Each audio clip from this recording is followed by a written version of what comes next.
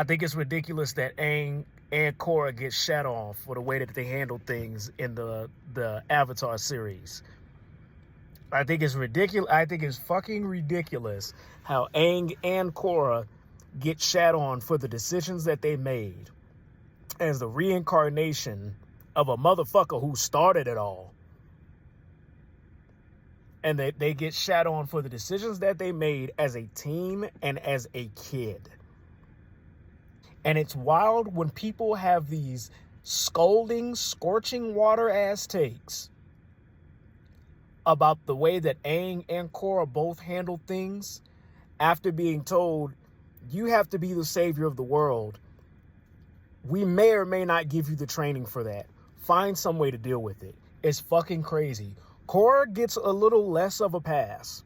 She gets a little less of a pass because they let her and her family, whom she still had, at a young age, know, hey, your daughter's bending 3 elements. That's only something that's attributed to the Avatar. She might be the Avatar. And from that moment was getting trained since then to have more preparation than Aang. Aang was a peace-loving nomad. And even then, before I get into Aang, Korra, even though she gets less of a pass, she still gets a pass because she was a teen. She's still developing mind, body, and soul, literally. There is little that we have to criticize or say about what she did and how she did it because of the decisions she's making as a fucking teen. I won't say too much about the Korra series because I don't respect it as much as The Last Airbender, because a lot of the meat and bones and the hearty messages that were in the first series got taken out in place of just having something in The Legend of Korra, in my opinion, from what I've noticed and recognized. But Aang, ain't none of us got no fucking place saying shit about what he did. As far as how he ran away, as far as how he handled the fucking Fire Lord, as far as what he did when he came out of the goddamn iceberg and the story started. This nigga was 10 when he was told you were supposed to be the savior of the fucking world. 10. How are you supposed to know how to deal with other people when you don't have an inner understanding of how to deal with yourself as a child? It literally makes no sense. And then they honed in on this fact. And that was the whole thing of Monk Gyatso. Monk Gyatso was like, fuck y'all. Why y'all being like this? Y'all know he's a boy. He can't handle all this understanding. Like, he's just out there. He's just trying to play. He don't want this motherfucking responsibility. Y'all don't want to be by his side. Y'all trying to rush him into some, let me ease him into that then. Let me be the one to fucking watch over him. And Aang did what realistically, any like 10-year-old would fucking do in that situation. He ran. How are you handed the responsibility of an adult that most adults probably wouldn't know how to fucking handle as a 10-year-old? That's crazy. And people criticize him for it. Oh, Aang was the reason that the war started.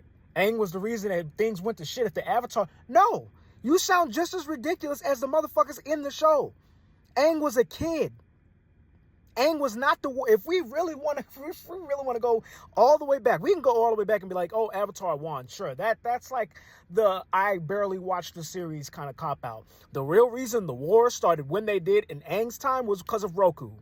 Roku had too much mercy for his best friend, and you can't, and even in that sense, you can't blame him. Taking a life is not easy, y'all. And I'm sitting here saying that like I'm so fucking expert. But the thought process of like having like, what do I do in a situation where I'm faced to save the fucking world, and like or like in the life of one for the many kind of conversation, even though there's a lot more nuance than that, right? The real reason the war started is because Roku did not do what he needed to do. Either reprimand this motherfucker or take him out. When it came to his best friend, when it came to fucking Sozin, he was the reason it started. You telling me you have the literal power to shape and move mountains, and you saw somebody that was trying to actively cause a threat to the balance of the world, and you did nothing, and you let him slide because he was your friend. Now, granted, once again, decisions like that are not fucking easy. Now, let's take what Roku was dealing with and hand that shit to a 10-year-old. Imagine if somebody came up to your child, your grandkid, your nephew, your niece, your like brother, your sister, whatever the fuck, they're 10 years old, and somebody's like, hey, you're probably the savior of the universe. Good luck with that. Good luck with that. Of course he ran. Of course he fucking ran. The war was not his fault. The war was the responsibility of a motherfucker who was power hungry and a motherfucker who was like, you know what? I got mad feelings for you, so I'm gonna let this slide. I know you're fucking people over. I know you're enslaving all the nations. I know you're actively starting war, but I'm gonna let this slide because we had a childhood together. And then motherfuckers be criticizing Aang because of the whole lion turtle shit. Deus Ex Machina, Deus Ex Machina. The whole show of Avatar: The Last Airbender, Aang, like, hit one of his shticks. If one of his powers could be a tangible power that's a writing trope, it was Deus Ex Machina. The fact that he got into the iceberg was Deus Ex Machina, considering he had no control over the Avatar state. He didn't know what to do, and he didn't want it in the first place. And he ran, his life was in danger, his spirituality responded, and he froze himself in an iceberg. That's Deus Ex Machina at its finest. Something dropped itself into the story to save him from the bullshit that was going on. And you want to talk about the biggest ones that was a recurring goddamn character in the show? Toph Beifong. Toph, if it was not for Toph, none of the characters will be anywhere near where they were. They would have been fucked from the moment Azula stepped her ass there. Mr. Sparky Boom Boom Man would have been gone. Toph was the one that found him. Toph was the one that found him. They got them drill into Ba Sing Se. Toph was the one that helped these motherfuckers with that. Like, all of these, like, things that would have been normal roadblocks that got them as much time as they had for the fucking, the library that was underground, they would have been gone if it wasn't for Toph. If it literally wasn't for Toph, as rightfully named the greatest earthbender of all time, they would have been gone.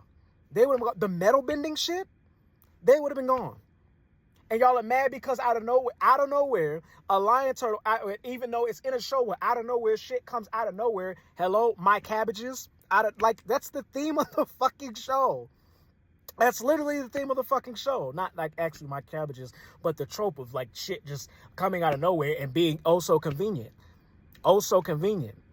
Aang was a person who was like, I'm not going to kill you just because other people are telling me to do that. I'm not going against my beliefs. As if, once again, taking a life is something that's so easy. We're so, like, ingrained in the thought processes of, like, comic books and TVs and movies and animes that show us how easy it is for these kids to commit, like, whether it's justified or not, murder, and taking another person's life or taking another villain's life. And then you have a show that questions that. And the character's like, this don't feel right. Someone don't feel right about this. And the show gives him an out. Like they've given him an out with Zuko and Toph and the White Lotus, Boomy. The waterbending scroll. All of this other shit. And it gives him an out and people are pissed at that. Oh, you should have did what you needed to do. You should have taken this. No, he's a fucking kid. Even if it were a world like even Dragon Ball questioned that. Even Dragon Ball questioned that. A world where death is casual. Matter of fact, it's whimsical. It doesn't even matter in that fucking universe. And Gohan questioned that shit all the time when it came to villains that was fucking with his people. He's like, you keep fucking up. I'm gonna actually show y'all what y'all asking to see that I don't want to do. Because it's not within me. It's not within my nature. This ain't who I am. Even Dragon Ball questioned that shit with Gohan. And Aang did that shit, and y'all are mad because he took the path that was available to him, that was given to him, and it's Deus Ex Machina, and he's doing this, and he was responsible, he shouldn't have ran, blah, blah, blah. And the whole show literally had the themes that y'all talking against. These are kids and teens in these fucking shows. What the fuck was I saying, man? Like, even with the adults in like all of these comic books, like we've been desensitized. That's the word that I'm trying to find. We've been desensitized to like violence in all these comic books and movies and shows and shit like that. And it's even more so when it's applied to kids. And don't get me wrong, I like violence in shows. I'm not gonna bullshit y'all. That's what I grew up on. I can't sit here and pretend like all because I know a little bit about a little bit. I'm like, oh no, like I can't get behind like shows like Devil May Cry or this. No, I like that shit. That's what I grew up on. I naturally gravitate towards that shit. Fighting games, action shows like Hellboy and all this other shit. I love that shit.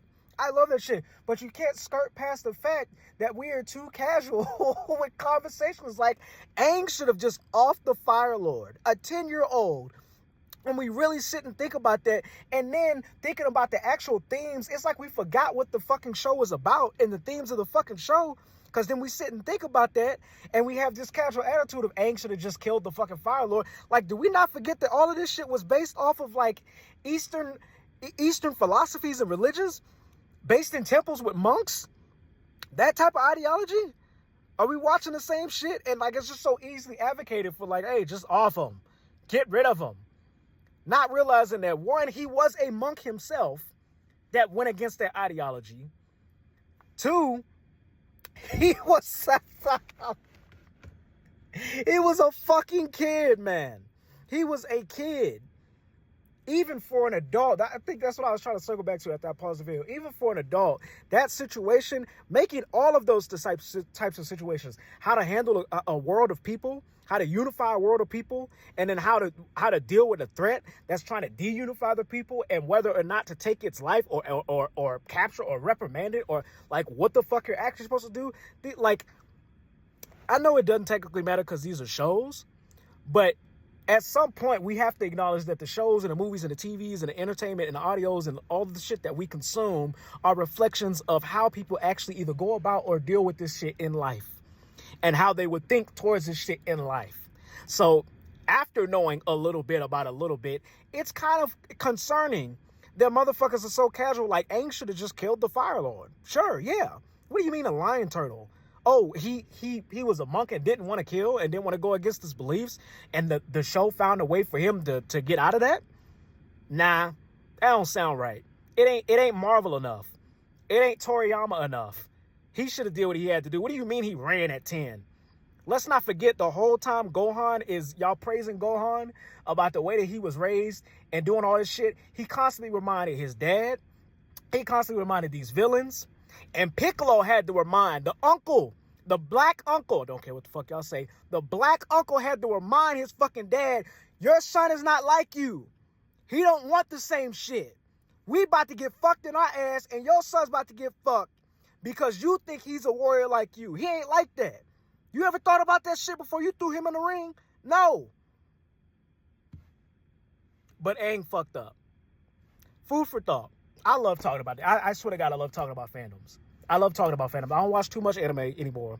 I don't watch too much of anything anymore. It's mostly video games with me. But I love when I hear these topics. As ridiculous as some of the takes are, I love hearing these topics. This is the shit I gravitate towards. I do think it's fucked that there's so much expectation from people in our universe put on characters like Korra and Aang based off of what we're used to seeing when it comes to Marvel, anime, DC, or anything else that has just a straightforward attitude of, oh, bad guy dead. As if something like that should be casual. Anywho,